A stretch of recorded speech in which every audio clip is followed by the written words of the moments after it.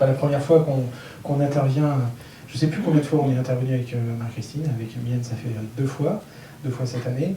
Avec des cycles, hein, on s'est amusé à présenter l'espace et la culture, donc à travers le cinéma, la littérature, la musique.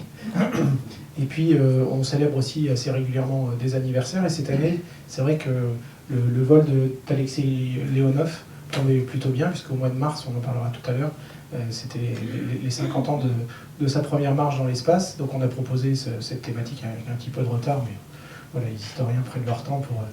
Et donc on va vous présenter un peu les piétons de l'espace de manière avec deux axes. Un axe d'abord un petit peu historique, mais on va essayer, sans être nous des spécialistes, des techniciens, de présenter un peu les aspects un peu opérationnels, les défis d'une sortie dans l'espace et comment ça se déroule, comment ça se prépare.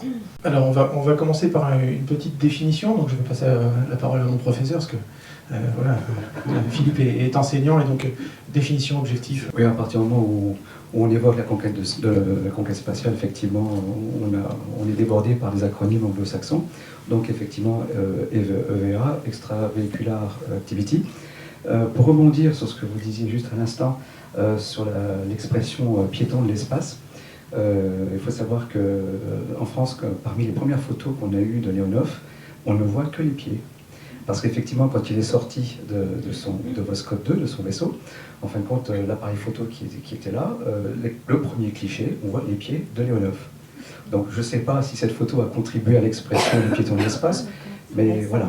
Alors, quand on regarde ces EVA, bon, il y a une définition qui est donnée officiellement par la NASA. Donc, ils considèrent qu'il y a trois sortes de sorties dans l'espace. Il y a celles qui se font classiquement en dehors d'un vaisseau, soit en orbite autour de la Terre, soit sur la Lune. Le cosmonaute, enfin l'astronaute étant rattaché dans le cadre d'une sortie autour de la Terre. Considère ensuite, deuxièmement, qu'il y a ce qu'ils appellent les vols libres. Donc on verra notamment avec Bruce McCandless qui nous a laissé des images un peu irréelles où on voit l'homme satellite qui n'est plus relié par un cordon au vaisseau. Et puis, troisième type de VA, c'est ce qu'ils appellent la stand-up, c'est-à-dire qu'en fin de compte, l'astronaute ne sort pas complètement de son vaisseau. Donc il laisse souvent passer le torse. Donc on verra qu'il y a eu un certain nombre de missions, notamment autour de la Terre ou vers la Lune, où l'astronaute a eu à opérer de cette manière-là. Quand on regarde un petit peu plus en détail, on se rend compte qu'en réalité, on peut peut-être définir 7 sortes de VA en réalité. Donc il y a celles qui effectivement se font classiquement avec celle de Leonov. Donc l'astronaute sort de son vaisseau, il reste relié par un cordon, parfois un cordon ombilical ou simplement un câble, comme c'est le cas aujourd'hui des astronautes ou des cosmonautes sur ISS. Vous avez ensuite donc les stand-up. La première qui a été faite, c'est Michael Collins en juillet 61 à bord de Gemini 10. Vous avez eu ensuite autre sorte de sortie, c'est ce qu'on appelle les NEVEA de transfert, c'est-à-dire on passe d'un vaisseau à un autre. La première a été faite par les soviétiques, par Krounov et Liseyev, qui étaient partis à bord d'un vaisseau Soyouz 5, et qui ont intégré en orbite un autre vaisseau. Donc ils sont sortis, il n'y avait pas de SAS à l'époque qui permettait de relier les deux vaisseaux, donc ils sont sortis pour aller dans l'autre vaisseau et revenir sur Terre. Donc vous avez ce genre de VA dit de transfert, les EVA lunaires évidemment, donc ils sont très, très spécifiques, avec Neil Armstrong le premier en juillet 69. Vous avez aussi les EVA translunaires, c'est-à-dire que les astronautes, à 3 reprises, dans le cadre de l'Apollo 15, 16 et 17, disons, un ou deux astronautes est sorti de son vaisseau en étant en orbite autour de la Lune. Et les conditions ne sont plus les mêmes, puisque donc on considère qu'ils sont dans l'espace profond, il n'y a plus une protection éventuelle lorsqu'on est en orbite, par exemple, autour de la Terre. Donc les conditions sont un peu différentes. Le VA libre, donc le premier Bruce McCandless en 84, dans son fameux fauteuil, on aura l'occasion d'y revenir. Et puis enfin, la 7e type de VA qu'on peut identifier, c'est les VA dites internes, c'est-à-dire un astronaute ou cosmonaute, pour le coup là c'est un cosmonaute russe, passe d'un vaisseau à un autre, mais dans une combinaison, parce qu'en fin de compte le vaisseau étant dépressurisé. Donc on a surtout l'exemple de Mir, qui avait subi un accident, un vaisseau cargo Progress qui avait heurté un module de mire qui s'appelait Spectre, qui avait été dépressurisé, donc dans l'urgence il a fallu tout fermer, et puis ensuite ils ont fait une EVA interne pour aller voir ce qui se passait, retrouver le trou, et éventuellement le colmater. Ils n'ont jamais retrouvé d'ailleurs au passage, donc ça s'est passé au mois d'août 1997. Donc voilà les différentes EVA. Au total, écoutez, depuis Leonov jusqu'à cet été, 377 sorties dans l'espace quand même qui ont été réalisées. 3 pays maîtrisent en fait totalement cette capacité, c'est-à-dire les Russes, les Américains et les Chinois. Dernière chose, 2 objectifs de ces EVA, 3 objectifs en fait. C'est d'abord, c'est ce qu'on pense tout de suite, c'est installer des instruments, des appareils scientifiques, réparer quelque chose. Donc, et puis enfin, pour le cas de Moonwalker, il y a aussi l'exploration, pour le coup. Et s'il y a bien un bel exemple, c'est peut-être au moins Apollo 17, avec le géologue Harrison Schmitt, qui réellement a fait une exploration. Donc là, on a une EVA très, très particulière, très singulière par rapport aux autres. En EVA interne, moi je rajouterais la première entrée dans Skylab en 73, puisque Skylab avait perdu un de ses panneaux solaires au décollage. Et donc les astronautes ont appris sur Terre très rapidement à préparer leur mission de sauvetage. Et quand ils sont rentrés en scaphandre, parce que la température était très importante. Et donc ça a été une EVA interne. Alors on va parler, Philippe en a cité quelques-unes, on va revenir dessus. Parfois on a même un petit peu de vidéo. Donc cette année c'était les 50 ans du vol de Leonov sur Vosrod 2. Le Vosrod, juste pour vous rappeler, on l'a déjà présenté dans d'autres conférences, mais c'est le deuxième vaisseau soviétique, la deuxième génération. Mais les Russes ont un petit peu triché, c'est-à-dire qu'ils ont pris le vaisseau de Gagarine, ils ont un peu poussé les murs, si je puis dire, et au lieu de mettre un siège, ils en ont mis 3 sur Vosrod 1, et puis pour Vosrod 2, à la place du 3e siège, ils ont mis un SAS qui permettait cette sortie. Et Philippe va vous raconter un peu la sortie. Vu les péripéties, finalement, il n'y a pas eu de Vosrod 3. On a attendu quelques années avant de passer au vaisseau Soyouz, qui était un vrai vaisseau de triplace, et donc le premier vol aussi, c'est pas très bien passé. Donc je vais laisser Philippe commenter, juste l'image en dessous. Leonov était cosmonaute, mais aussi peintre à ses heures, et il est monté avec une série de pastels, ou en tout cas, il a noté sur des croquis en vol les numéros de couleurs. Il a fait des croquis, il notait, il se souvenait des pantones, et quand il est rentré sur Terre, il a beaucoup peint ce qu'il avait vécu. Et donc là, c'est un autoportrait de sa sortie. Donc un petit peu plus super-héros, mais par rapport à ce qui s'est vraiment passé. Mais en tout cas, voilà, c'est Leonov lui-même qui continue à se peindre. Leonov est toujours vivant, il a 85 ans. Il a toujours la pêche. Alors cette première sortie s'inscrit évidemment dans le contexte, comme vous en doutez, de la guerre froide, c'est-à-dire cette course compétition où il faut toujours être les premiers, être les meilleurs. Donc officiellement, il s'agit de prouver qu'un homme peut vivre dans l'espace et éventuellement y travailler. Bon. Alors c'est un vol qui a été à haut risque et qui s'est fait en plusieurs temps. Premier temps, donc effectivement, la singularité de ce vol, c'est que Voskhod a un SAS, effectivement, un SAS qui va se gonfler une fois en orbite et qui va permettre d'avoir une profondeur de 2,50 m à peu près, et sur une largeur de 77 cm. Vous donnez à peu près une idée. Et donc, on n'a pas besoin de dépressuriser le vaisseau en lui-même. Donc le deuxième homme va rester dans le vaisseau, il n'y a pas besoin de le pressuriser, on ferme les coutilles, Leonov passe dans le SAS, et ensuite il dépressurise et il sort. La première chose qui l'a frappé quand il a ouvert les coutilles, c'est qu'il était aveuglé. C'est-à-dire cette lumière intense qui est rentrée dans le SAS, c'était sa première vision, si je puis dire, de son évac, qui était en train de commencer. Dans un premier temps, il sort du SAS, et il installe un appareil photo, et par la suite il se rendra compte que c'est extrêmement difficile, avec le gant de la combinaison, de pouvoir manipuler un appareil photo en orbite.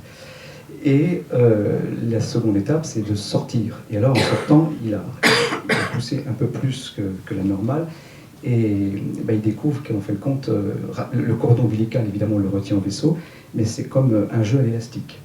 C'est-à-dire que pendant près de 10 minutes, Leonov, son EVA va durer 23 minutes au total, et 10 minutes, je dirais, de vol libre. Enfin libre, attaché, mais vol à côté du vaisseau. Et pendant près de 10 minutes, il va se battre avec son cordon ombilical. Ça a été quelque chose d'assez éprouvant. Donc le retour se fait en tirant progressivement sur le câble pour revenir vers le vaisseau. Et là, mauvaise surprise pour lui, c'est que le scaphandre a gonflé. Le scaphandre a gonflé, il ne rentre plus dans le sas. Bon, il ne s'est pas démonté, si je puis dire. Enfin, il a ouvert une valve, pour dépressuriser un peu, enlever la pression de son scaphandre pour pouvoir entrer dans le sas. Alors le second problème, c'est qu'il est rentré tête la première. C'est qu'une fois qu'il est dans le sas, il fallait qu'il se retourne pour pouvoir se remettre dans le vaisseau. Donc ça a été extrêmement difficile. Hein. Il en a transpiré beaucoup. Et donc évidemment, ces péripéties n'ont pas été rapportées. Tout à l'heure, j'évoquais le courrier de l'UNESCO. Quand on relit l'article écrit par Leonov lui-même, il précise que c'est pas simple, qu'il faudra inventer certainement des outils pour pouvoir travailler en orbite. Mais évidemment, il passe totalement sous silence ce moment intense sur lequel, effectivement, il y a eu une angoisse très forte sur ce premier vol.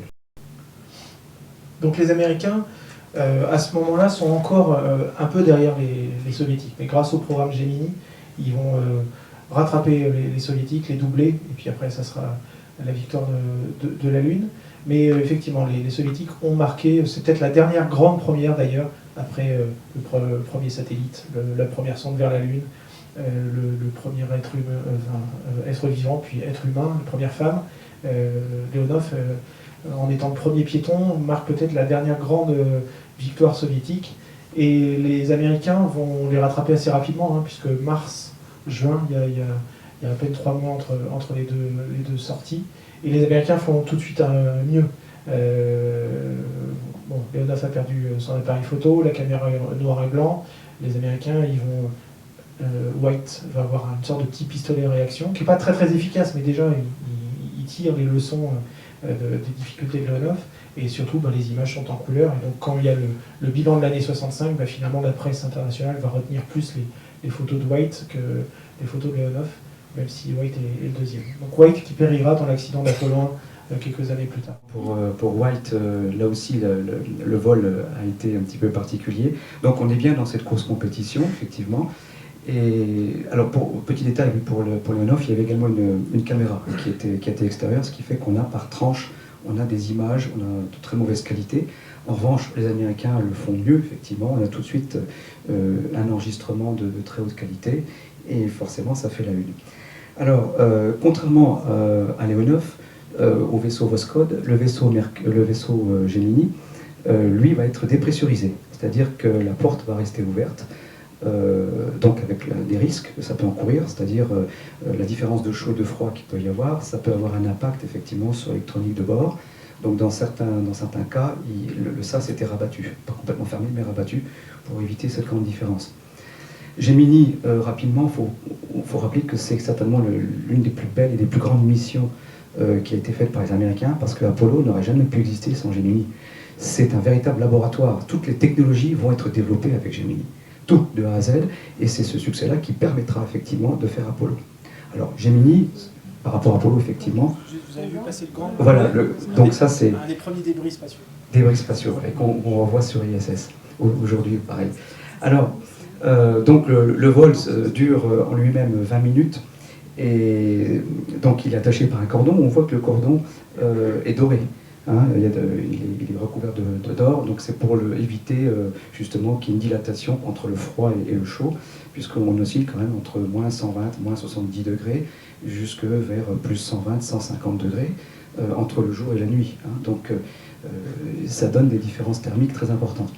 Quand il sort, il expérimente la même chose que Leonov, il va lui arriver rigoureusement la même chose, et parmi sa première sensation, il le dira, il avait l'impression de jouer à un jeu à saut élastique. Parce qu'effectivement, donc il sort, mais il revient brutalement vers la capsule, et ensuite il va se battre avec son cordon, parce que très vite le pistolet que Pierre-François évoquait, il va très vite, il ne durera pas très longtemps, donc le jet en lui-même d'azote va être épuisé, donc il va falloir qu'il cède uniquement de son cordon. C'est un succès quand on fait le bilan de ce vol, et il dessert évidemment la propagande d'une manière générale. Alors quand je disais, personne n'a remarqué, mais quand je disais, ou me l'a fait remarquer, que les images de White étaient en couleur, vous avez vu des images de Leonov en couleur juste avant. Le paradoxe, c'est juste que les Russes ont recoloré après les images. Donc, une consigne que j'avais entendue sur un reportage que j'ai jamais retrouvé, je crois que c'est Collins qui l'expliquait. Donc le deuxième astronaute reste à bord de la cabine Gemini. Et il y a, je crois, Collins qui racontait qu'en cas de pépin, plutôt que de risquer de tuer les deux astronautes, celui qui restait avait ordre de refermer la coquille et rentrer tout seul si son copain était perdu. Alors 6 juin 66, c'est donc la troisième EVA de l'histoire qui va se faire, avec Eugene Cernan, celui-là même qui sera le dernier à marcher sur la Lune, à travers la mission Gemini 9. Donc les Américains veulent aller encore plus loin et frapper plus fort avec cette deuxième sortie. Il s'agit non seulement de procéder à la même opération, mais en plus cette fois-ci, l'astronaute doit rejoindre l'arrière du vaisseau, la capsule Gemini, pour intégrer une sorte de fauteuil, un véritable fauteuil, avec des petits propulseurs, se décrocher du vaisseau et manœuvrer autour du vaisseau. C'était extrêmement ambitieux et ça nous rappelle ce que j'évoquais tout à l'heure en introduction, le vol de Bruce McCandless qui le fera en 84. Alors si effectivement on ne le retient pas en histoire, c'est que l'opération était un échec. Et ça montre bien qu'une EVA reste quelque chose d'extrêmement dangereux et comme le disent tous les hommes ou les femmes, quelques femmes qui en ont fait, c'est une opération extrêmement douloureuse et difficile. Donc, dans un premier temps, il sort, premier réflexe de ce genre de mission, il installe les appareils photo, les caméras, mais aussi deux expériences qu'il fixe, une expérience sur les micrométéorites, parce que ça, on y reviendra, c'est certainement une des angoisses les plus importantes sur ce genre d'opération, outre bien sûr les rayonnements solaires, les rayons cosmiques, bien sûr, mais là, on peut s'en protéger. Les micrométéorites, sachant que ça peut atteindre des vitesses extrêmement importantes et ça peut perforer évidemment un scaphandre. Donc tout de suite, on cherche à comprendre. Donc il y a des expériences, une expérience de micrométéorite qui est placée, et ensuite, donc son objectif, c'est d'aller rejoindre l'arrière. Donc il y a des mains courantes qui ont été cette fois-ci installées, et au moment où il arrive à l'arrière du vaisseau, une petite anecdote, ce qui peut arriver sur Terre est moins gênant, mais beaucoup plus gênant en orbite, c'est que notre brave Eugene Cernan a un renvoi. Vous voyez ce que je veux dire, il rote, quoi, tout simplement. Et un renvoi de cornichon, ça va lui rester dans le casque jusqu'à la fin. Bon, ça, c'est pas le plus grave, le renvoi de cornichon. Mais il le dira, à un moment donné, parce qu'il y a l'angoisse de vomir. Hein. Si vous vomissez dans le casque, voilà. Donc, le renvoi de cornichon, voilà. Bon, mais ça, c'est pas le plus grave. C'est qu'à un moment donné, donc, il se rend compte que même sur les mains courantes, les gants sont extrêmement durs. Hein. Ça donne l'équivalent, en tout cas sur ces combinaisons, une équivalent de 25 kg de poussée qu'il faut fournir avec les doigts pour se tenir en permanence, sachant que les jambes volent derrière, entre guillemets. Enfin, donc, ce ne sont que les bras qui peuvent agir. Donc, ça a été extrêmement difficile. Ces quelques minutes, il a énormément transpiré. Ce qui fait que lorsqu'il arrive au moment d'arriver vers l'arrière du vaisseau, il a tellement transpiré, le scaphandre ventile mal, et donc il y a de la buée sur le casque. Donc, il voit de moins en moins. Premier problème. Deuxième problème, lorsqu'il arrive au bord du vaisseau, il y a une arête. C'est-à-dire que lorsque l'étage s'est séparé de la capsule Gemini, il y a un bord tranchant. Donc, il se dit, il faut que je passe ce bord tranchant.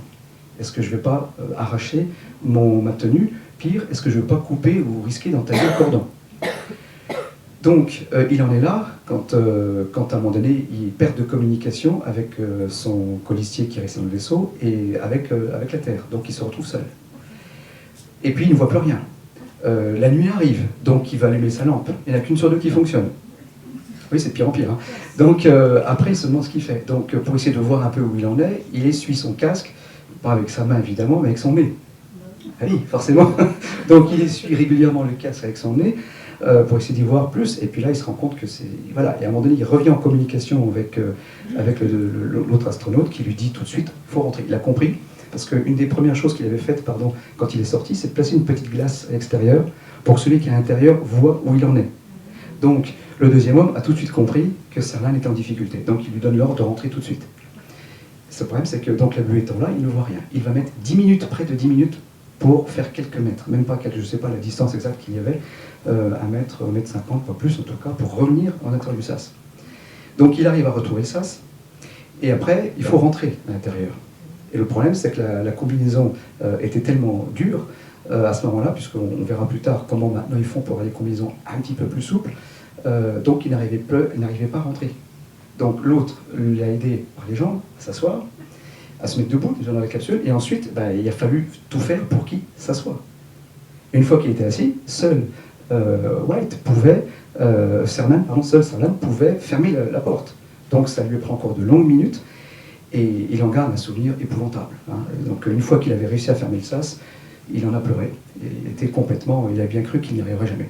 Donc ça a été une souffrance. En fait, il est sorti au départ en disant « c'est le plus beau jour de ma vie », il est rentré en disant « l'espace, c'est un enfer ». Donc effectivement, là, ça va amener les responsables de la NASA à réfléchir sur les prochaines combinaisons ou les autres EVA qu'il faudra faire, parce que, alors, pour la petite histoire, le petit fauteuil dans lequel il aurait dû s'asseoir avait quand même coûté la bagatelle de 10 millions de dollars d'époque. Voilà, donc il n'a servi à rien. Donc j'évoquais ces expériences faites avec Gemini. Donc il y a d'autres EVA qui sont organisés, notamment Gemini 11, où vous avez Gordon, dont la mission principale, les deux missions principales, c'est d'abord, comme Cernan tout à l'heure, donc on installe des appareils scientifiques, une caméra extérieure, etc. Et puis ensuite, il fallait qu'il aille se diriger vers l'arrière du vaisseau, parce qu'il y avait une espèce de longe qui était restée au moment du décrochage de l'étage et qui posait problème. Donc il a été l'enlever. Là, c'était très difficile pour lui. Donc, petite parenthèse, ils prennent conscience qu'une sortie extravéhiculaire, c'est finalement plus compliqué qu'il n'y paraissait. Surtout par ce manque de souplesse de ces combinaisons, essentiellement. Donc lui aussi, il connaît la même mésaventure de Cernan, en moins grave, c'est-à-dire qu'il transpire plus que la normale, le battement de cœur augmente, et donc la buée apparaît sur le casque, et il sera obligé de faire pareil, comme Cernan. Il finira par le faire, et puis une fois qu'il a coupé la longe, petite image sympathique, il se met en califourchon sur l'étage qui suivait le vaisseau, l'étage Agena, donc il s'est pris un petit moment de plaisir, et au même moment, bien sûr, le deuxième homme le rappelle en disant il est grand temps de rentrer, et il rentrera en utilisant le cordon à ce moment-là. Sur Cernan, au début de sa sortie, il était à 155 pulsations minutes, et à la fin, quand il s'est assis, il était à 188. Donc en mars 69, on est sur les essais autour de la Terre. Alors il y a eu la mission Apollo 8 qui était un peu particulière et un peu provoquée par les services secrets russes américains qui se rendaient compte que les Russes s'approchaient dangereusement de la Lune avec des engins automatiques et qui pourraient peut-être non pas être les premiers à marcher sur la Lune, mais les premiers à faire tourner autour de la Lune un soviétique. Justement, si je peux me permettre une petite parenthèse, il y avait eu un vaisseau zonde, en fait, qui préfigurait un vaisseau lunaire donc soviétique, qui avait fait le tour de la Lune avec des animaux à bord. Et c'est ça qui a incité les Américains à intervertir la mission Apollo 9 et Apollo 10. Puisqu'à l'origine, c'est Apollo 9 qui devait faire le tour de la Lune et pas Apollo 8. Voilà, donc ils ont voulu précipiter l'événement. Voilà, donc pour la première fois dans un programme Apollo qui était vraiment très très organisé et rigoureux et progressif, voilà, il y a eu cette mission Apollo 8 avancée à Noël de 1968, et en 69, en mars, on reprend les essais normaux, on avance de manière graduelle, et là c'est l'essai de l'araignée, le module lunaire, autour de la Terre, avec une stand-up EVA dont parlait Philippe dans les différentes nomenclatures. Donc vous avez Dave Scott qui est quasiment debout, mais qui sort pas du vaisseau. C'est une très belle image. Et puis, la première marche lunaire, effectivement, elle a lieu dans la nuit du 20 au 21 juillet 69, et pendant 2 heures et demie, les deux astronautes vont marcher autour du module lunaire. Ils vont pas pouvoir s'éloigner énormément parce que la mission est courte, et puis ils sont qu'à pied. Et à partir de la mission Apollo 15, les astronautes vont bénéficier de jeeps. Ce premier débarquement lunaire de juillet 69 a marqué les esprits, évidemment. C'est la victoire de l'Amérique, c'est la course à une qui a été remportée. Donc le premier marcheur lunaire, Moonwalker, comme disent les Américains, donc Neil Armstrong, suivi de Buzz Aldrin. Ils resteront 2h36 sur la Lune. Ils y feront essentiellement le salut au drapeau, que toutes les missions évidemment font. Toutes les missions installent aussi ce qu'ils appellent une station ALCEP, c'est-à-dire une petite station de base dans laquelle il y a des instruments, dans laquelle il y a des sismomètres, des choses comme ça, des mesures de radiation. Donc toutes les missions le font, et puis ils feront quelques pas autour du vaisseau. Voilà. Et quelques roches lunaires, évidemment, ils ramèneront 22 kilos de roches lunaires. Il y a eu 2 moments que je rappelle, que vous savez peut-être, 2 moments risqués ou dangereux, ou en tout cas qui sortaient quand même de l'ordinaire. C'est d'abord l'atterrissage, qui s'est fait d'une manière assez particulière, puisque Armstrong, qui pilotait le vaisseau, au dernier moment, donc les voyants sont au rouge, et il va devoir prendre la commande du vaisseau lui-même pour trouver le point d'atterrissage. Dans un premier temps, il repère une zone très rocailleuse, donc il va devoir déporter le vaisseau pour atterrir ou allunir, autre polémique autour du mot, et il lui restait une poignée de secondes de carburant pour atterrir son engin. Donc voilà, ça montre aussi la maîtrise et le sang-froid de ces hommes qui ont été marchés sur la Lune. Donc le départ, et puis l'arrivée et le départ aussi. Petite anecdote du départ. Donc quand Buzz Aldrin remonte dans le LEM, sans faire exprès, son sac à dos heurte une petite manette qui devait servir pour déclencher le départ, pour déclencher le décollage. Voilà la petite manette. Donc on fait comment? C'est le fameux stylo, oui. Voilà, un stylo, il a pris un stylo qui a pris la place pour actionner la commande de départ. Voilà. Donc, non, et souvent on leur a demandé, je suppose, j'imagine bien que dans quel état ils se situaient à ce moment-là. Ils le disent, on n'a pas le temps de réfléchir, il fallait trouver la solution. Donc, ce sont des militaires. N'oubliez pas que ce sont tous des militaires, sauf le dernier, Harrison Schmitt, qui était un scientifique, mais ce sont des militaires de formation. Rapidement, je ne vais pas vous évoquer toutes les missions Apollo. Je rappelle Apollo 12, Conrad et Gordon, donc il reste 4 heures sur la Lune, une seule Eva. Petite phrase amusante en riposte, en répondant à celle d'Armstrong. C'était peut-être un petit pas pour Nell, mais c'est un grand saut pour moi. Parce qu'il était plus petit, alors il a eu un peu plus de mal à descendre de l'échelle. Voilà, alors ça c'est l'humour américain qui peut être sympa. Apollo 14, Shepard et Mitchell, là ils vont faire 2 EVA, donc sur 2 jours différents. 9h17 qu'ils vont rester sur la Lune, 45 kg de roches qu'ils vont ramener. Apollo 15, juillet 71, Scott et Irvine, 3 EVA. 18h30 au total, ils vont rester à l'extérieur de leur vaisseau. Et petite chose une chose très importante, ils ramènent parmi ces roches, ils ne le savent pas évidemment à ce moment-là, la confirmation se fera plus tard, ils ramènent ce qu'on appelle la pierre des origines, c'est-à-dire une roche lunaire de 4,5 milliards d'années, et qui permettra aux scientifiques de prouver que la Lune est bien un morceau de la Terre. Donc voilà, ça c'est une découverte scientifique qui est imputable à Apollo 15. Enfin, Apollo 16, avril de 72, John Young et Duke, donc 3 EVA aussi, 20h15 sur la Lune, et à partir d'Apollo 15, ils ont une Jeep lunaire. 11, 14 décembre 72, on arrive sur la dernière mission, certainement l'une des plus belles, l'une des plus abouties aussi, donc Apollo 17, avec Cernan, que j'évoquais tout à l'heure, et Harrison Schmitt, le géologue. Donc ils vont également faire 3 EVA, et dans une ambiance vraiment très sympathique, puisque les 2 hommes se mettent à chanter, ils font une pointe de vitesse avec la Jeep lunaire, je crois 18, quelque chose comme ça, 18 km/h, 18,5. Bon bref, ça ne plaît pas forcément à Houston, mais enfin les 2 hommes sont tranquilles.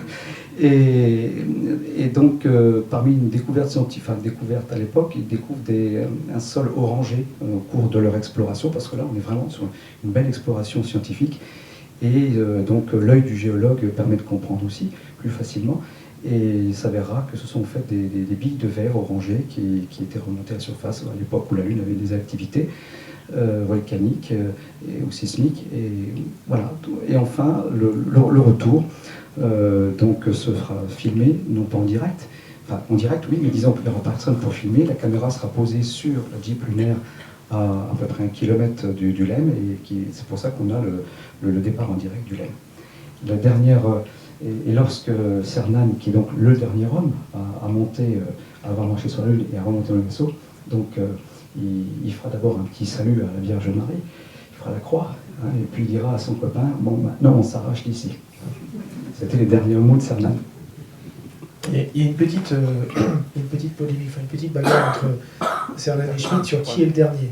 Le dernier, normalement, c'est le commandant, le dernier qui est à être remonté. Il a laissé Schmitt, il est le dernier à remonter. Mais comme Schmitt est le deuxième homme, il est le dernier à être descendu. Donc il dit, moi je suis le dernier à avoir marché sur la Lune. Enfin bref, les deux s'amusent. Mais l'olive de Cernan, c'est le dernier homme sur la Lune. Comment on sait sur ces images que c'est lui le commandant? pour distinguer deux scaphandres blancs très rapidement, puisque au départ les gars sortaient un par un, puis finalement sur les lunes ils sortaient deux par deux. Donc sur les images ou pour les souvenirs ou sur les caméras de contrôle pour la Terre, pour distinguer les deux, le commandant a les bandes blanches sur les membres, sur les bras, sur les jambes, sur le casque. Et puis voilà, la petite anecdote, vous vous rappelez, on vous avait raconté l'histoire du drapeau qui tient tout seul, on voit bien le tuteur là, sur l'image. Tout à l'heure j'évoquais les sensations de Leonov ou de Cernan. Les astronautes qui ont marché sur la Lune, évidemment, ont tous eu des sensations très très fortes de voir notre petite planète aussi lointaine, le Soleil qui n'a pas d'auréole, les étoiles qui ne scintillent pas. Et puis surtout, dans un premier temps, quand ils sortent, avant de voir les étoiles, c'est le noir profond en fin de compte. Donc une espèce d'univers sans fond. Et c'est ça qui a marqué souvent les esprits, qui a marqué tous les esprits de ces hommes. Et puis pour finir sur Apollo et la Jeep a permis donc d'aller beaucoup plus loin, mais on n'allait jamais plus loin que ce que les astronautes étaient capables de faire en marche en s'en servant à pied, avec leur réserve d'oxygène. Donc on continue à avancer dans les premières, on fait un petit bond dans le temps.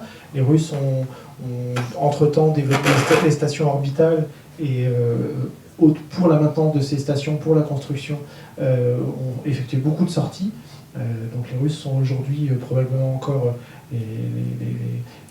c'est toujours eux qui ont le plus d'heures passées en scaphandre, mais les Américains marquent un grand coup avec ce fauteuil MMU qui a été testé, qui n'a pas pu être testé par Cernan en 1966, mais qui a déjà été testé sur Skylab à l'intérieur du laboratoire américain, qui était vraiment énorme. C'était un dernier étage de fusée Saturne qui avait été évidé. C'est le plus gros vaisseau jamais lancé habitable d'un seul tenant, 45 tonnes. Et donc, à l'extérieur de la navette Challenger, l'astronaute Bruce McCandless, qui avait été sélectionné pour les vols Apollo, un gars qui a une carrière assez extraordinaire et qui a attendu très longtemps son premier vol. Et donc, il a eu le droit de devenir ce qu'on a appelé l'homme satellite. Et donc, il y a quelques images. Alors, d'abord, je vais vous montrer des images de l'essai.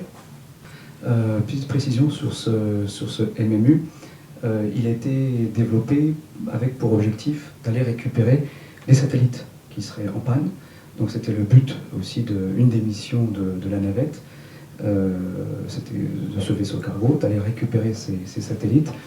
Et si le satellite est un peu trop loin, ou si c'est risqué pour l'attraper avec le bras, puisqu'il y a un bras robotique qui est intégré dans la navette, eh bien, il y avait cette idée que le MMU pouvait permettre à l'astronaute d'aller agripper le satellite et de le ramener, sachant qu'il y a plus de 20 petits propulseurs autour de ce siège qui permettent de faire la manœuvre. Ce MMU sera utilisé en fin de compte qu'au cours de 6 fois seulement, donc au cours de 3 missions, 3 missions, c'est 3 missions, et ensuite il ne sera plus utilisé. Il y a plusieurs raisons. D'abord, parce que quand on regarde ce véritable petit vaisseau, il est quand même compliqué, il n'est pas simple à manier, voire dangereux. Donc ça contraindra les Américains à abandonner ce système pour en choisir un autre beaucoup plus simple. On aura l'occasion d'y revenir, qui s'appelle le SAFER. Et puis enfin, deuxièmement, après l'échec de Challenger, eh bien, les navettes n'auront plus la mission d'aller rechercher les satellites commerciaux qui tombaient en panne. Ou pas seulement, parce qu'il y avait aussi SolarMax, un satellite scientifique.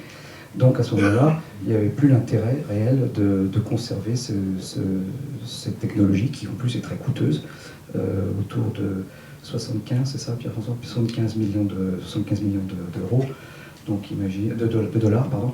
Donc c'est quand même une somme énorme. Donc un destin assez limité.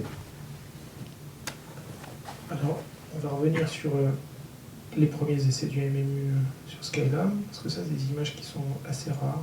Alors, par contre, ça donne une vision irréaliste, avec la fameuse photo où on voit Bruce McCandless, fond de la Terre bleu, on voit un fond bleu, et tout seul, je veux dire, l'homme là, à l'écart de la machine, à l'écart du vaisseau spatial, sans rien. Donc c'est même une image philosophique, je ne voudrais pas se le dire. Le programme Skylab, c'était l'apprentissage des séjours longs américains, et puis c'était le programme intermédiaire entre la Lune et la navette spatiale, avec tous les fantasmes qu'il y a autour de la navette spatiale, récupérer des satellites, les réparer, faire l'aller-retour avec, voler 50 fois par an et faire des allers-retours avec des stations.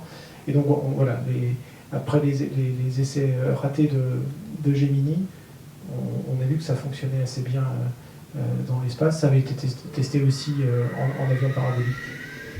Ils avaient la place, effectivement, dans ce cas-là. Mais il n'y avait pas le risque, pour le coup. Il y avait la véritable situation de la pesanteur sans le risque d'être dans le vide. Alors les soviétiques, qui se risquent à refaire voler une femme, puisque le vol de Tereshkova avait été critiqué en Union soviétique à l'époque, c'était un vol très politique. Avec la navette, les Américains font voler bien sûr beaucoup d'hommes, mais aussi beaucoup de femmes. Donc les Soviétiques, quelque part, ont dû se sentir obligés de montrer qu'eux aussi devaient jouer l'égalité des sexes finalement en orbite, quelque part. Et c'est eux qui réalisent le 25 juillet 84, donc la première EVA féminine, Svetlana Savitskaya. On n'a pas beaucoup d'informations sur son ressenti, ou alors je pense qu'il faut accéder à des documents russes, ce qui n'est pas mon cas personnellement, mais l'opération s'est plutôt bien passée, c'est-à-dire que les Soviétiques sont à bord de Salyut 7, et là, ça devient un jeu de mécano. C'est-à-dire que les EVA soviétiques sont des EVA dont tournent autour, du remplacement d'appareils scientifiques sur les coques de la station, et ils font pareil avec Mir, et ils font toujours pareil avec ISS bien sûr, et puis deuxièmement l'entretien de la station. Là aussi c'est quelque chose de nouveau qui s'apprend, puisque désormais grâce à des vaisseaux cargo, la station peut rester très longtemps, beaucoup plus longtemps, plusieurs années en orbite. Donc il faut aussi de temps en temps la relever, parce qu'elle a tendance à revenir sur Terre, à redescendre dans les couches atmosphériques. Et donc ça nécessite de plus en plus d'EVA, de plus en plus d'interventions à l'extérieur, de réparation et d'entretien. Alors, ah oui, alors celle-là, elle est amusante, il y en a plusieurs, des comme ça.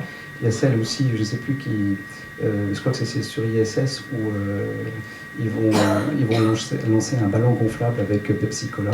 Donc la pub s'invite. Mir, qui s'investit, la pub qui s'investit également dans la conquête de l'espace.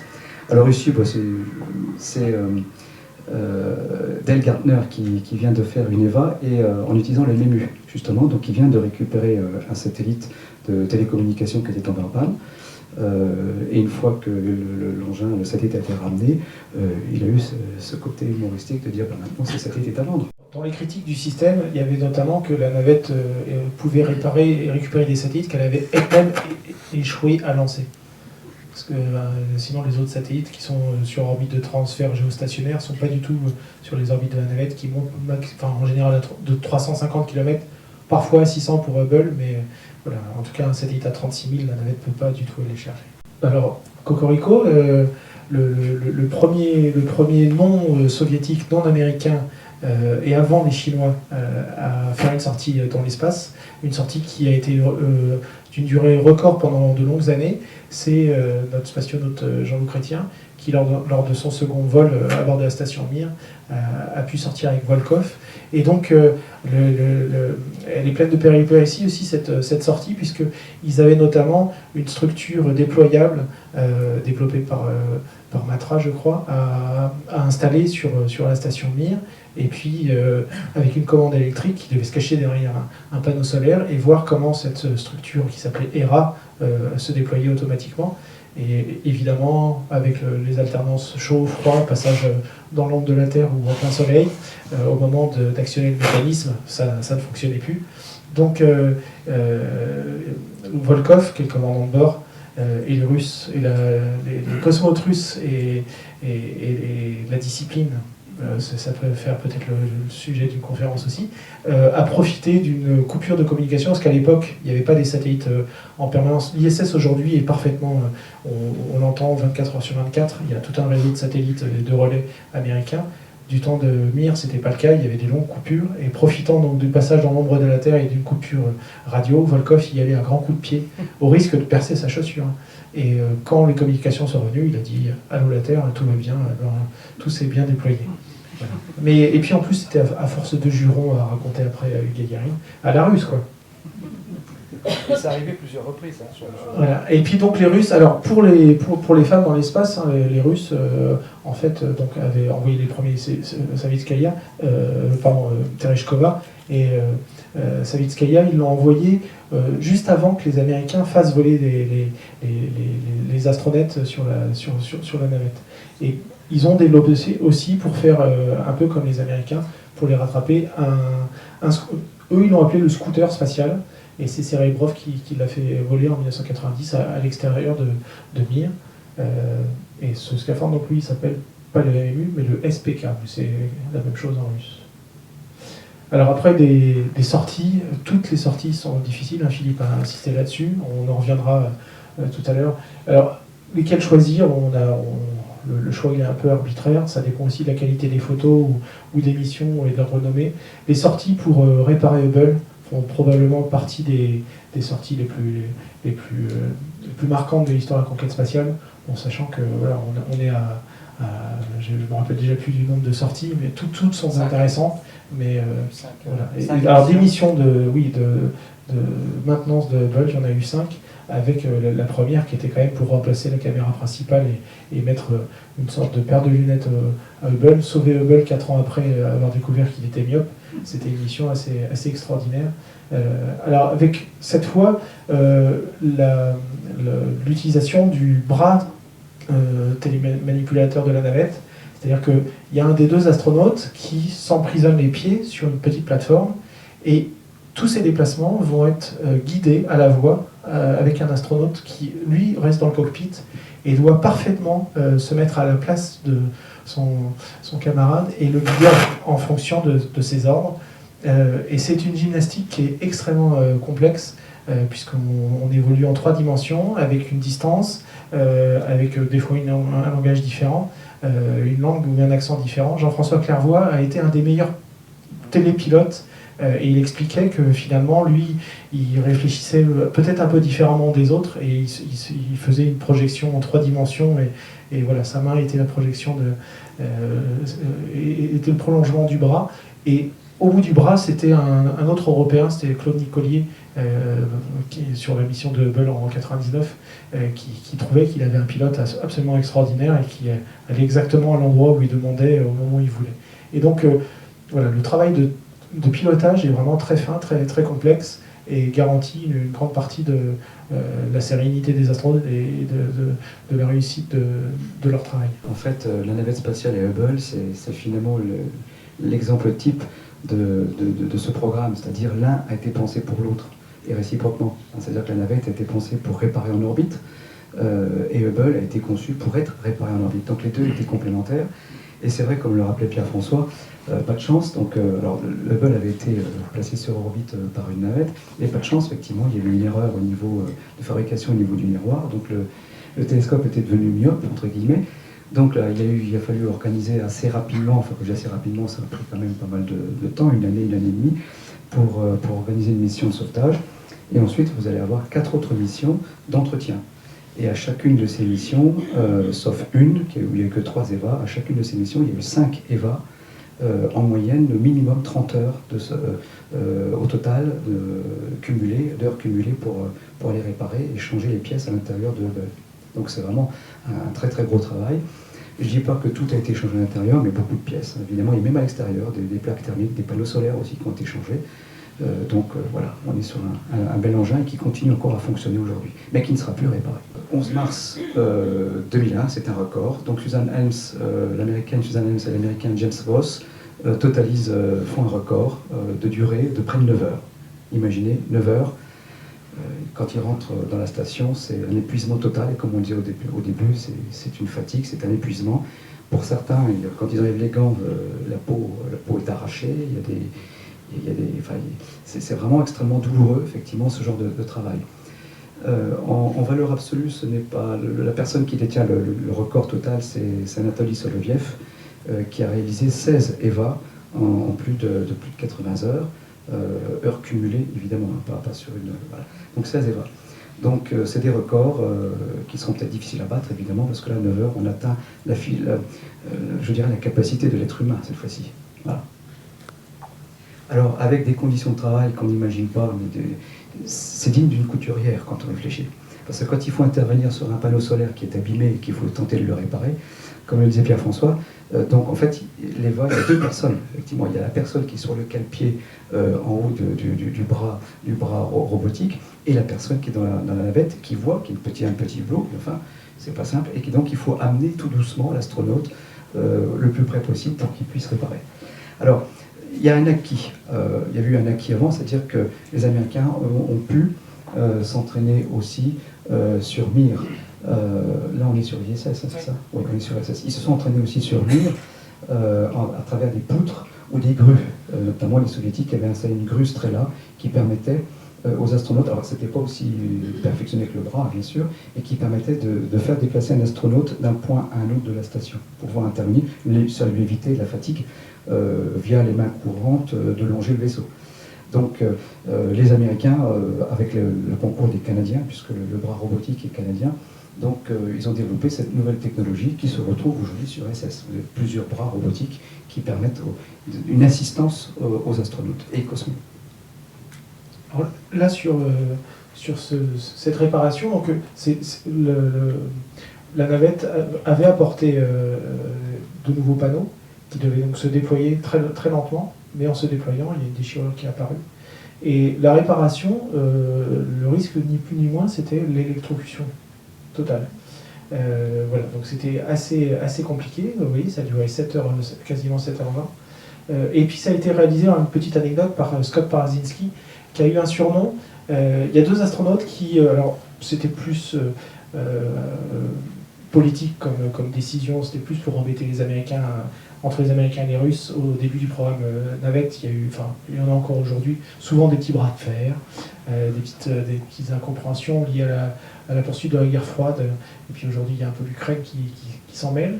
Et sur le programme Shuttle Mir, navette, les Américains qui pouvaient à 6 reprises rejoindre la station Mir, il y a eu aussi des cosmonautes qui avaient le droit de monter sur le Soyuz pour la première fois, mais il y en a deux qui ont été écartés.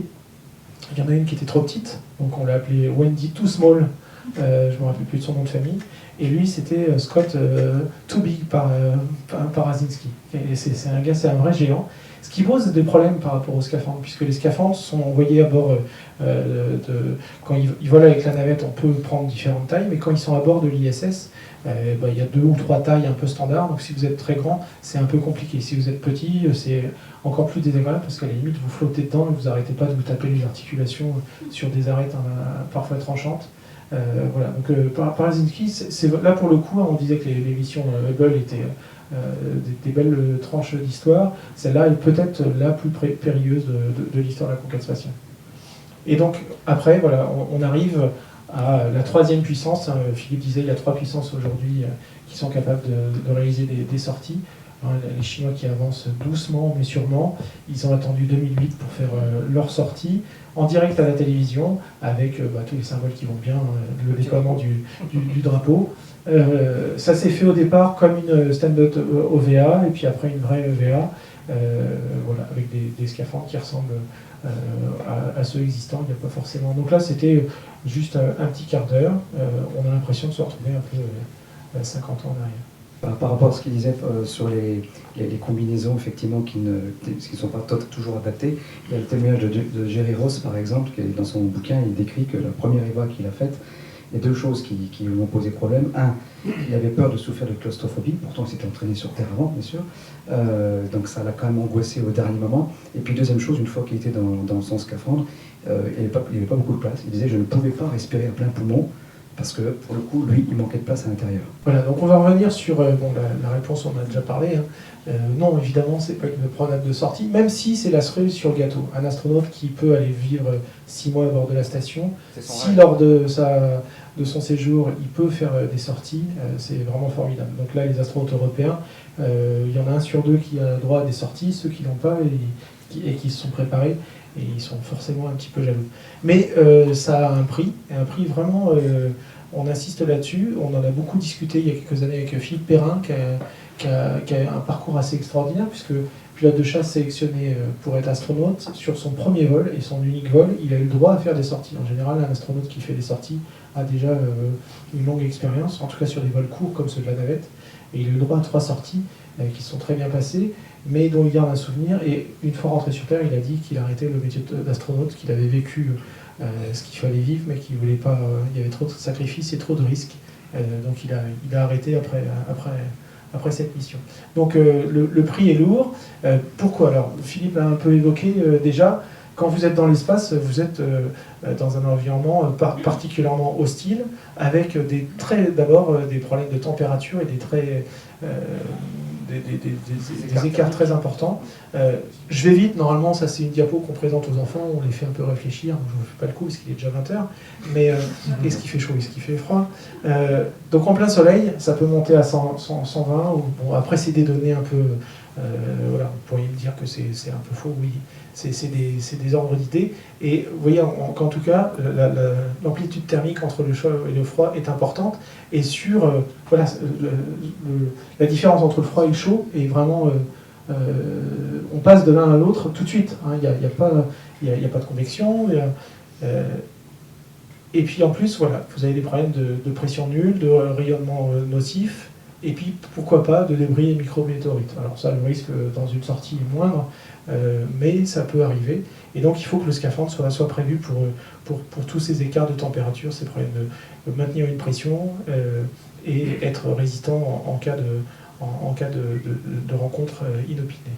Je rajouterai un dernier danger, c'est l'homme en lui-même. C'est l'homme en lui-même, c'est-à-dire la peur. Et Cernan était pas loin de craquer dans son vol. Il a craqué quand il était dans le vaisseau que j'évoquais tout à l'heure, quand il avait réintégré. Mais il y a ce dernier paramètre qui n'est pas forcément toujours contrôlable, même s'ils sont surentraînés pour faire cette sortie. Donc ça reste aussi le paramètre humain qui... Voilà. Donc là, vous avez un écorché du scaphandre de marche lunaire, Apollo. Bon, c'est à peu près toujours le même principe, avec différentes couches. Alors les premiers scaphandres, on a vu avec Philippe, on s'en étonnait, les premiers scaphandres n'avaient pas forcément énormément de couches. Chez les Russes, apparemment, 3 couches. Avait 3 couches. 3 couches. Seulement. Et alors que sur la Lune, on est là à 22 couches. Et alors, il y a un reportage, enfin, comment s'appelle ce film là, qui est sorti l'année dernière, qu'on a retrouvé, tu te souviens Scott, qu'on a vu à Harris Orangis, le film sur l'homme sur la Lune, où on voit un extrait, ils sont allés... pardon, Moonwalk One. Moonwalk One, je vous recommande de le voir, il est sorti en DVD, et il y a un extrait absolument génial, où on voit les petites mains, les couturières, qui expliquent la pression qu'elles ont, parce que finalement, si elles font une mauvaise couture, c'est la vie de l'astronaute qui est en jeu, et les astronautes venaient régulièrement les rencontrer pour leur dire à quel point ils apprécient le travail, et à quel point c'était précieux et vital pour eux, et elles se sentaient vraiment investies d'une mission. Voilà. Et on voit un petit peu comment sont faites ces différentes couches. J'ai pas eu le temps de préparer l'extrait, et donc c'est dans le film, le DVD Moonwalk One. Parce qu'il y a aussi une angoisse que les astronautes ont, les cosmonautes aussi, c'est la déchirure. Pépin, donc voilà. Donc ici, on vous montre le 13 août 2007, Mastracchio qui déchire son gant, donc effectivement, il y a urgence à rentrer. Bon, normalement, ils ont un système de survie qui leur permet de tenir quand même pas mal de minutes, qui leur laisse le temps de pouvoir rentrer, surtout dans le cas d'une dépressurisation. Donc, alors, évidemment, tout dépend de la taille du trou. Évidemment, ça dépend ce que c'est qui a provoqué la déchirure. Et justement, pour Cernan, que j'évoquais tout à l'heure, le malheureux, il a eu aussi une déchirure à un moment donné. C'est-à-dire qu'il y a une couture qui s'est déchirée et il s'en est rendu compte parce qu'à un moment donné, il sentait une brûlure dans le dos. Donc, il a bien compris, donc il se mettait face au soleil pour éviter que ça chauffe. Et figurez-vous qu'il a pris un coup de soleil. Alors, on a évoqué la buée de Cernan.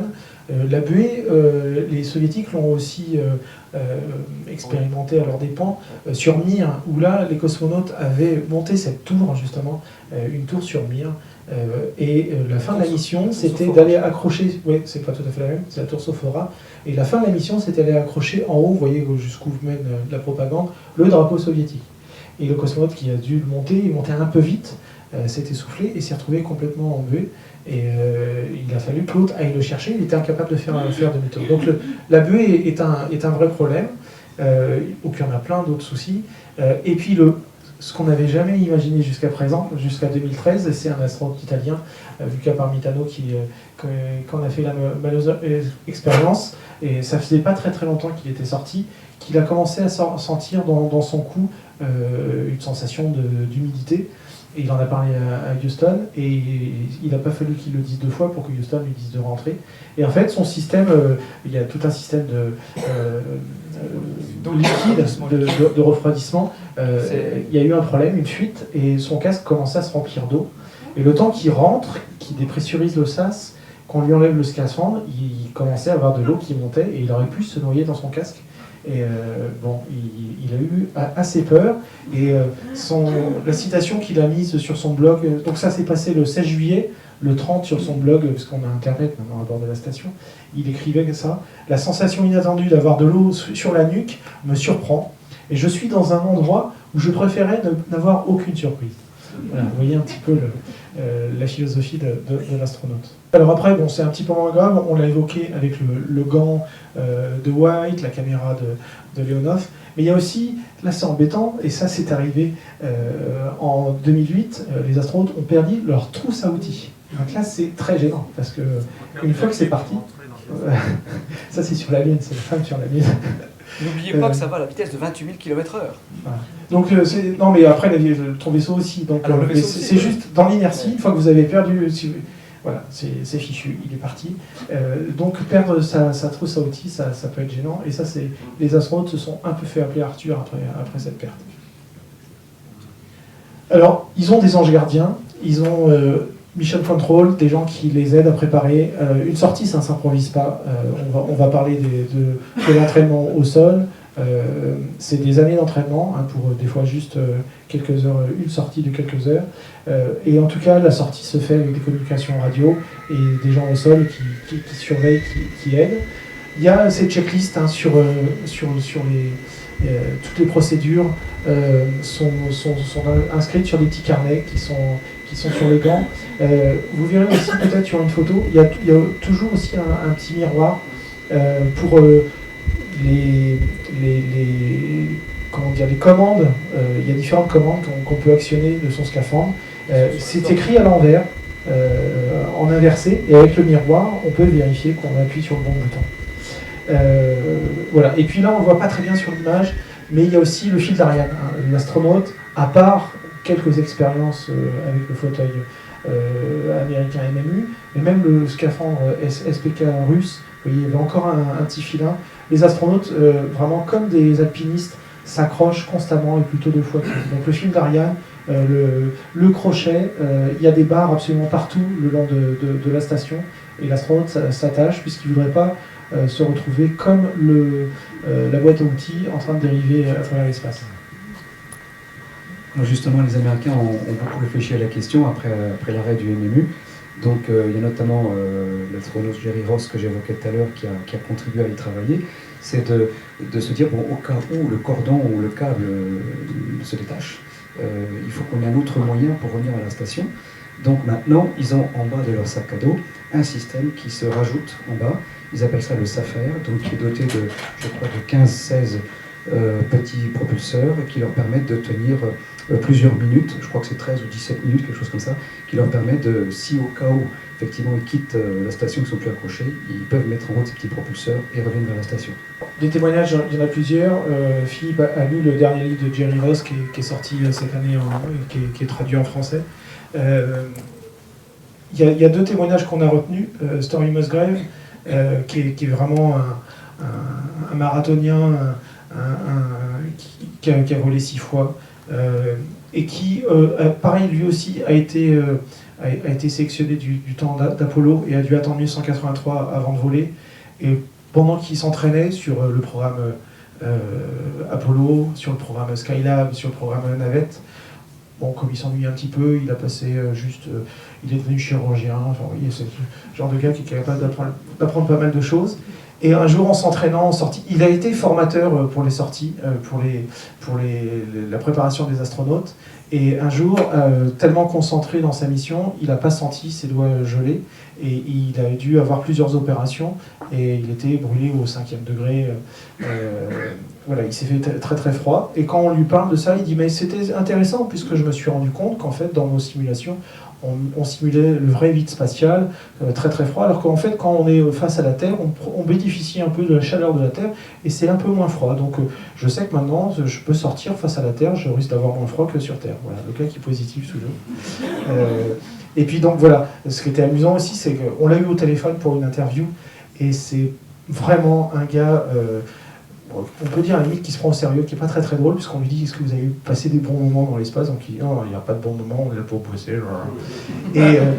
Et voilà, sa citation pendant l'interview qu'on m'a retenue, c'était ça, les sorties dans l'espace sont comme une épreuve athlétique, c'est comme regarder Dorothy Hamill sur la glace des Jeux Olympiques, ce n'est pas nécessairement marrant, hein, ce côté, moi je ne suis pas là pour m'amuser, mais c'est très beau, vous recherchez l'excellence dans vos déplacements pour atteindre la perfection.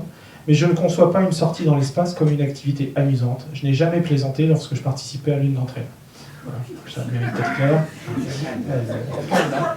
Et alors, Philippe Perrin, donc j'en parlais tout à l'heure, donc là on retient juste quelques phrases. Se préparer à une sortie dans l'espace, c'est apprendre à gérer jusqu'à l'épuisement total. On le disait avec la sortie de quasiment 9 heures. Voilà, vous sortez, ça va être long, ça va être difficile, dans un environnement hostile, dans un scaphandre qui n'est pas forcément votre taille, avec des efforts de pression sur les doigts, un scaphandre dans lequel vous risquez d'aller taper dans différents endroits, la sueur, la transpiration, la faim, la soif. Voilà, donc la suite de la citation, un scaphandre vous protège mais reste comme une armure, avec à l'intérieur un gars qui transpire et qui a mal partout, et des bouts métalliques qui vous rentrent dans les chairs. Et ça, il insistait dans l'interview téléphonique en disant que vraiment, les mains ont des bleus, des ampoules, il y a des bleus sur tout le corps, voire des coupures, et on sort complètement lessivé.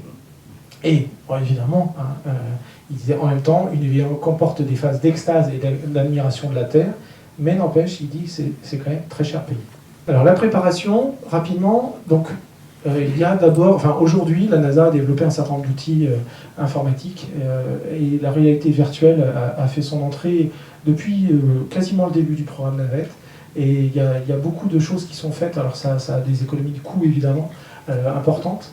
Et aujourd'hui, quand vous achetez des masques Oculus 3D, pour ne pas faire de publicité, vous avez des logiciels qui vous permettent de vous balader sur la station, et c'est assez réaliste, assez bien vu.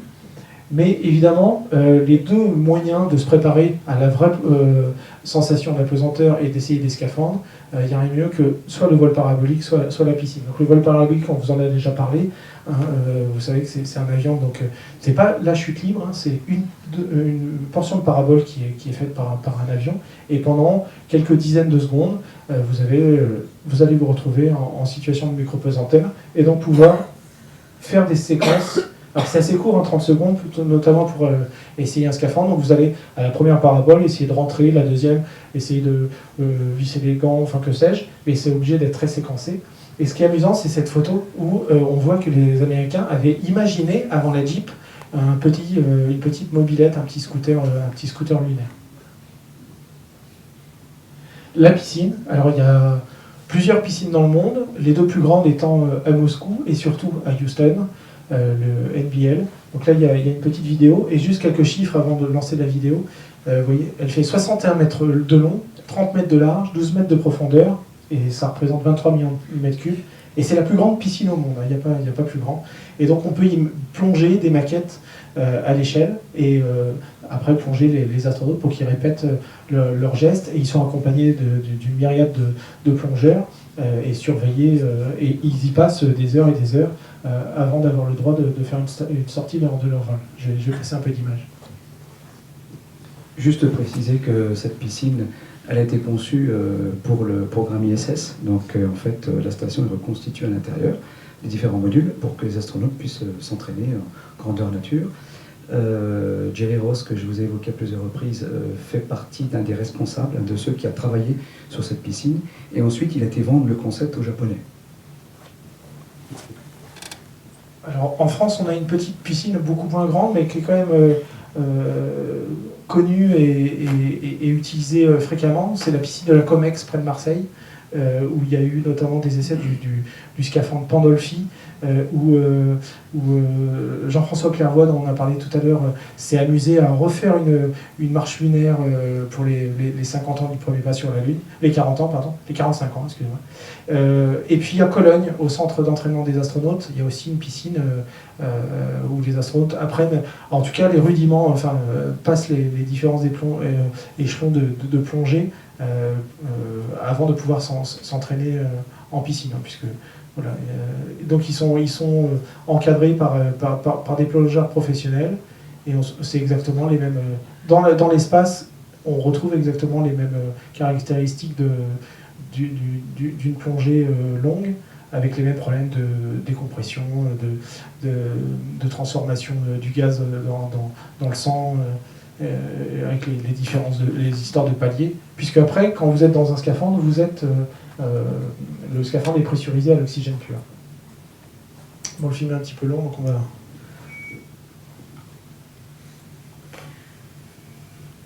Donc vous avez ici, à la Cité des Étoiles, à Moscou, donc le scaphandre est assez lourd et assez encombrant, donc on ne demande pas à l'astronaute de s'habiller et puis d'aller au plongeoir.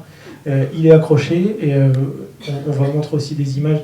Vous allez voir qu'il est quand même assez coincé dans son scaphandre et il dépend des autres. Donc là, vous avez l'immersion dans la piscine, côté russe maintenant, et là, l'immersion américaine. Ils sont dos à dos, hein. Il y a deux astronautes qui sont en train de descendre. Et donc là, ça va être une préparation par Samantha Cristoforetti, qui est l'astronaute de l'Agence spatiale européenne qui est rentrée cette année après un vol retardé suite à un problème de lancement de vaisseau cargo, et elle a pu battre un record. C'est la femme qui a volé le plus longtemps dans l'espace. Elle a 200 jours à son actif. Donc vous voyez, chez les Russes, le scaphandre s'appelle Orlan. Chez les Américains, il s'appelle l'EMU. MMU, c'est parce qu'il est manœuvrable. EMU, c'est, je ne sais plus le E, mais c'est pas grave. Et l'Orlan, donc lui, on rentre par le dos, vous voyez, hein, il y a un petit escabeau, on rentre à l'intérieur. Alors que les Américains, on enfile d'abord le pantalon, et après on rentre il est en deux parties, mais par le milieu. Alors que là, c'est une porte à l'arrière. Donc avant d'être immergé, il y a beaucoup de vérifications, de communication, d'étanchéité. Voilà, il s'agit que l'astronaute soit quand même fasse son exercice dans des conditions de sécurité optimales. Et puis voilà, toujours ces checklists. Et puis après, vous allez imaginer donc travailler avec un gant de boxe et un tournevis, quoi. Donc toutes les manœuvres sont quand même beaucoup plus compliquées une fois qu'on est dans l'espace.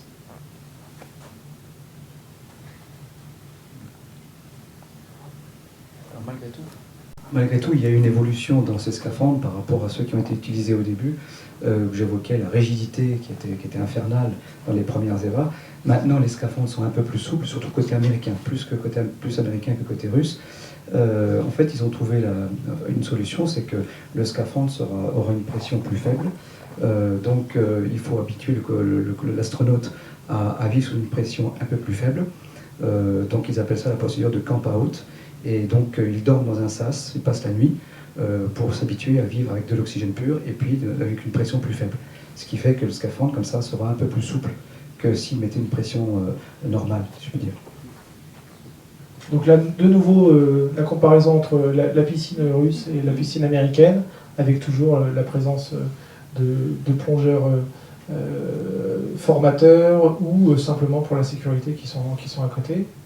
Là, vous avez en piscine, vous voyez quand même la taille de la piscine, la baie, une maquette du télescope Hubble pour l'apprentissage, voilà, la répétition des gestes qui permettront de changer telle ou telle pièce, ordinateur ou équipement à changer, à maintenir.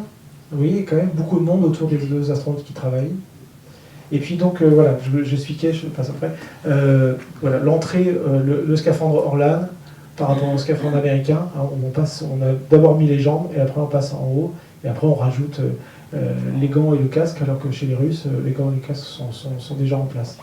Alors, on n'a pas eu le temps de vérifier, bon, il y a quand même d'autres différences de caractéristiques, Mais bon, dans les deux cas, on respire de l'oxygène pur, et donc il y a toute une préparation à faire pour s'habituer à travailler dans cet environnement. Par rapport à Hubble, je vais juste rajouter que malgré la préparation au millimètre près, hein, les outils qui sont fabriqués également, ils sont adaptés pour qu'ils puissent les utiliser. Il y a quand même des imprévus évidemment lorsqu'ils sont en vol, et avec Hubble ils en ont eu quelques-uns imprévus, avec notamment les changements thermiques, c'est toujours le problème, et donc à un moment donné ils avaient eu des soucis pour refermer les trappes qu'ils ouvraient sur Hubble, ou changer les pièces, ils n'arrivaient plus à refermer. Donc ça, c'est des impondérables qui ne peuvent pas être évidemment expérimentés dans une piscine. Après la préparation, une fois que vous êtes en vol, action, à vous de jouer. Donc la préparation, les autres astronautes, hein, on est 6 aujourd'hui à bord de la station en permanence, 2 astronautes qui sortent, donc on ne sort jamais tout seul, hein, c'est terminé depuis le programme Apollo. Donc 2 astronautes, si jamais il n'y a que 2 astronautes, chacun aide l'autre à s'équiper. C'était le cas dans le module lunaire, ce qui n'était pas facile, puisqu'il faut le module lunaire était, le sas de sortie était vraiment tout petit. Mais donc voilà, soit on s'entraide, soit il y a d'autres astronautes qui viennent vous aider à vous équiper, avec beaucoup de checklists. Hein, donc vous n'avez pas encore vu Seul sur Mars, mais il ne faut pas oublier son casque quand on veut sortir. Voilà, tout oubli pourrait être fatal. Donc l'astronaute, il n'y a pas de fierté. Un astronaute vérifie ce qu'il fait sur le checklist. Voilà, il sait que sa vie en dépend. Donc après, il y a un passage dans un sas qui permet de dépressuriser. Et une fois que vous avez dépressurisé le sas, et pas dépressurisé toute la station, vous pouvez sortir par... Alors il y a plusieurs sas sur l'ISS aujourd'hui. Et donc voilà, on a des astronautes qu'après qui peuvent aller travailler et se balader. Donc soit aller s'installer les pieds dans le cale-pied du bras, soit suivre la coursive en n'oubliant pas donc, de s'accrocher régulièrement. Donc on vous présente quelques images qu'on peut commenter parce qu'elles sont... il y a toujours plein de choses à dire sur bon, c'est une petite sélection arbitraire. Ça c'est la sortie de Jean-Pierre Agnuret au mois d'août 1999 lors de sa mission record à bord de Mir, la dernière, où il était sorti avec son camarade pour faire un certain nombre d'expériences, déployer aussi une petite tour je crois, et en profiter, vous voyez dans le petit sac, enfin c'est un sac, le point vert, à l'intérieur il y a un satellite radioamateur construit par des jeunes, dont d'ailleurs l'organisateur du projet a reçu le prix Andanov dimanche dernier.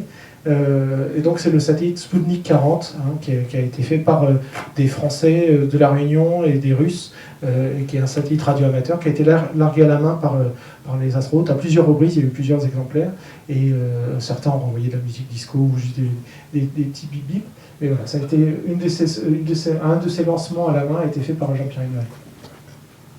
Si je ne me trompe pas, c'est Soloviev, l'atelier Soloviev qui a lancé le Sputnik 40 je crois.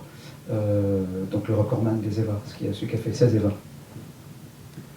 Donc celle-là, c'est la Black & Decker de l'espace. Vous avez donc la visseuse, dévisseuse, perceuse du Suisse Claude Nicollier. Donc Claude Nicollier qui, en 1999, a participé à la 4e mission de maintenance de Hubble, pilotée, si je puis dire, par Jean-François Clairvoy.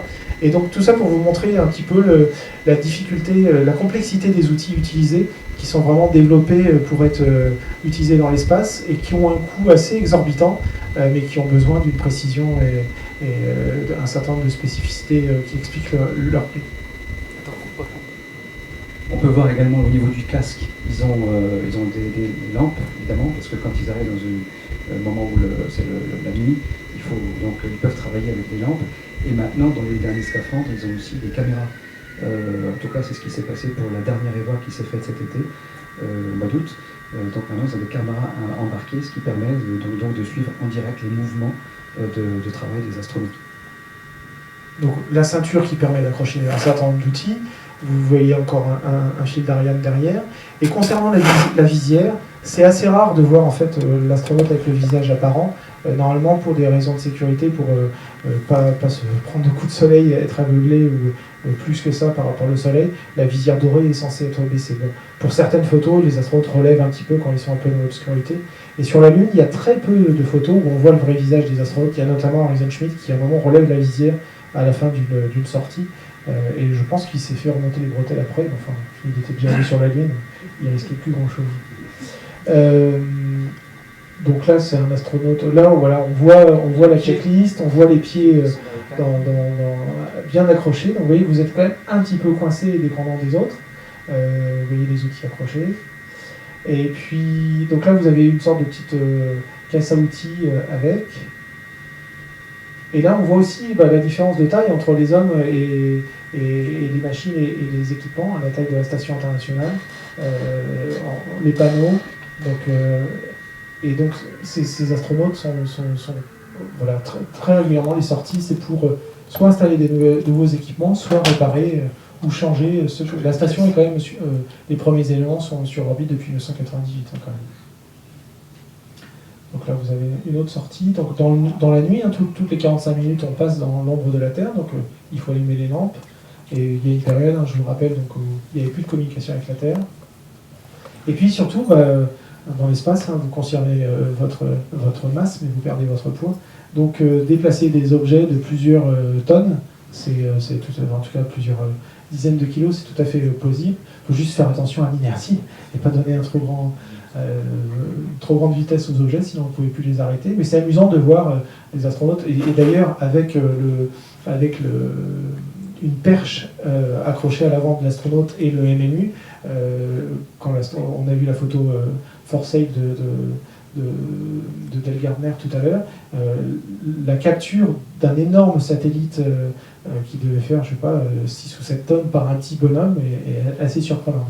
Juste une petite remarque à propos du bras robot qu'on voit, la complexité donc, du système qui permet d'avoir une souplesse telle une main robotisée de celui qui pilote le robot, et donc d'avoir une manœuvre très précise à tous les angles, à tous les niveaux, latéral, etc. Et puis voilà, aujourd'hui c'est la mode des selfies, donc même les astronautes font des selfies avec quand même, vous avez le soleil d'un côté, la Terre de l'autre. Bon, c'est pas tous les jours qu'on peut faire un selfie quand même, comme ça. Alors, les astronautes, tout à l'heure, on va finir là-dessus, Philippe disait, il manque pas d'humour. Là, il y en a un qui a profité sur sa checklist pour mettre qu'il y a toujours une rivalité entre les différents corps d'armée. Et donc là, c'est la Navy qui bat l'armée de terre, la marine plus forte que la Navy. J'aurais pu mettre une autre image sur la Lune, où là, les astronautes n'étaient pas au courant pour le coup, mais sur une checklist sur la Lune pendant une EVA, il y a eu tout d'un coup des jeunes demoiselles un peu dénudées du journal Playboy. Voilà. On avait déjà fait l'espace au cinéma, on s'est dit qu'on ne pouvait pas résister pour juste faire un petit clin d'œil. Les scaphandres au cinéma, il y en a beaucoup dans tous les films de science-fiction. En faisant une rapide étude, on s'est rendu compte que avant la conquête spatiale, donc j'ai mis Destination Lune, qui est sorti en 50. Bon là, les scaphandres sont un peu délirants, bien ronds, bien plastiques, bien fluo. Et très vite, une fois que la conquête spatiale a des vrais scaphandres, Hollywood s'inspire de l'existant. Gravity, c'est tout à fait les scaphandres utilisés, c'est très très réaliste. Donc celui qui était peut-être le plus avant-gardiste, c'était Stanley Kubrick. Et ce qu'on avait raconté sur l'espace et cinéma, c'est qu'on remarque que les scaphandres, jusqu'à l'arrivée du numérique, ont la visière la partie vitrée très basse. Ça permet d'éviter que les projecteurs se reflètent dessus. Maintenant qu'on sait gommer, on est capable de faire des scaphandres beaucoup plus ouverts. Et j'ai mis le t-shirt aujourd'hui puisque le film sort le 21. L'un des scaphandres les plus originaux qu'on a vu dans ces dernières années, puisque là c'est un peu futuriste, c'est le scaphandre des astronautes de la mission Ares 3 qui se pose sur Mars et qui doit rentrer très vite, mais qui oublie quelqu'un. Donc on vous recommande à voir ce film. Voilà, merci de votre attention. Si vous avez des petites questions, n'hésitez pas. Il y a un bonus. Il y a un bonus. Je vous propose une lecture pour finir. Donc, Pierre-François vient de faire un petit clin d'œil au niveau du cinéma. Je ne peux pas résister de faire un petit clin d'œil au niveau de la littérature. Donc, je vais vous lire un passage qui, je ne suis pas encore sûr si c'est le premier EVA de transfert d'un vaisseau à un autre dans la littérature de science-fiction. Mais en tout cas, c'en est un des tout premiers à ma connaissance. Donc c'est un roman qui s'intitule « Jusqu'à la Lune en fusée aérienne », écrit par Otto Einstein, un Allemand, et je vous laisserai deviner la date du roman. Les deux fusées n'étaient plus séparées que par une distance de 50 mètres. Le moment était dramatique. Waldemar Rappel, épuisé de fatigue, tenait le gouvernail. Pas une seconde, il ne détournait son attention du mécanisme, car le moindre écart de direction eût précipité sa machine sur celle du docteur Helmut. Ce qu'il voulait, c'était rejoindre la première fusée. Effectivement, donc, on a deux vaisseaux qui sont côte à côte. Il y en a un qui revient de la Lune, il est endommagé, et il y a un vaisseau de secours qui se positionne, qui s'approche du premier. Ce qu'il voulait, c'était rejoindre la première fusée et ralentir alors sa propre vitesse pour que les deux appareils fussent animés du même mouvement sur deux orbites concentriques. Irène, il y a une femme. Irène, vêtue de son costume imperméable, se tenait à la porte extérieure du tambour, c'est-à-dire le sas, prête à agir. Et là-bas, séparé par l'abîme, un homme debout devant l'ouverture de la première fusée attendait, sans un geste, sans un signe d'impatience, le secours qui arrivait enfin. Pour rendre les opérations préliminaires du sauvetage plus faciles, les portes du tambour avaient été laissées ouvertes entre Irène et le pilote. De plus, on avait installé un petit appareil téléphonique dans les deux casques, ce qui permettait à Waldemar Rappel de recueillir les indications de la jeune fille sans avoir besoin de se retourner. « Encore 50 mètres, disait Irène. Je ralentis. 30 mètres. La distance ne me paraît pas diminuer. Je vais aller un peu plus vite. Arrêtez, monsieur Appel. Il n'y a plus que 10 mètres. C'est encore trop. Il est indispensable que nous soyons presque à nous toucher. » Une minute s'écoula, puis Irène reprit. 5 mètres environ. Bien, avez-vous le câble? Oui. Attention. Avant de le laisser flotter, assurez-vous que les vitesses des deux fusées sont rigoureusement égales. Elles le sont maintenant. Bon, attendez-moi, je vais bloquer le mécanisme et je vous rejoins. Une demi-minute encore s'écoula. Une deuxième personne apparut dans le tambour de la fusée. Le câble se balança un instant dans l'espace, mais Egbert ne put le saisir qu'en se jetant lui-même dans le vide. Le passage d'un appareil à l'autre était facile, mais Waldemar Rappel ignorait qu'un des compagnons du docteur était blessé. Aussi ne comprit-il pas l'intention d'Egbert qui nouait, en ce moment, la corde lancée par Irène à la corde fixée à sa ceinture. En effet, Egbert venait de réapparaître, mais avec Kermit Kers cette fois. Ce fut l'Anglais qui rejoignit le premier la fusée de sauvetage. En abordant, il serra la main de Waldemar Rappel et lui désigna d'un geste l'intérieur de la cabine. Waldemar Rappel le suivit et ferma la porte. À votre avis, le roman a été écrit en quelle année? 32. Qui a dit 32? Vous êtes pas loin? 1929. Merci.